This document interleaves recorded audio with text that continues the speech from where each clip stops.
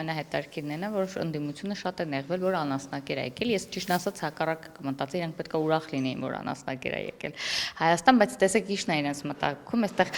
ավելի շատ ոչ թե որ անասնակեր է եկել, որպես նաև անասնակեր Ցորենը հասել է, ասենք չեն խոսում նրա մասին, որ ի վերջո անխոչնդոտ այդ Ցորենը առանց որևէ մեկի ինչ մեծ ջանքերի եկել հասել է Հայաստան, բայց իրենք ինչ որ անհանգստացած են Ցորենը անասնակեր է թե անասնակեր չէ ու փորձում են հիմա էլ դա դաշնետեն։ Սա իրականում այն հնարավոր ամենա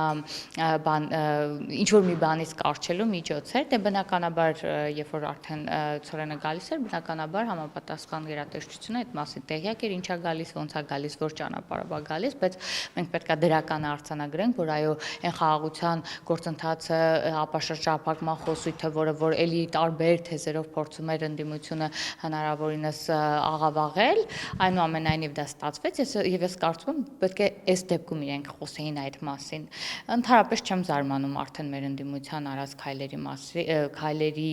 վերաբերյալ խոսույթի վերաբերյալ, որովհետեւ վերջին շրջանում այն ամեն ինչ տեսնում ենք, հատկապես իրար հետևից իրար հերթ չտվող հարցազրույցները, որոնք այս պահին դաշտ են նետվել եւ քննարկումներ են դրանց շուրջ ծավալվում, այս ամենի ֆոնին ոչինչից էլ արդեն զարմանալ պետք չէ։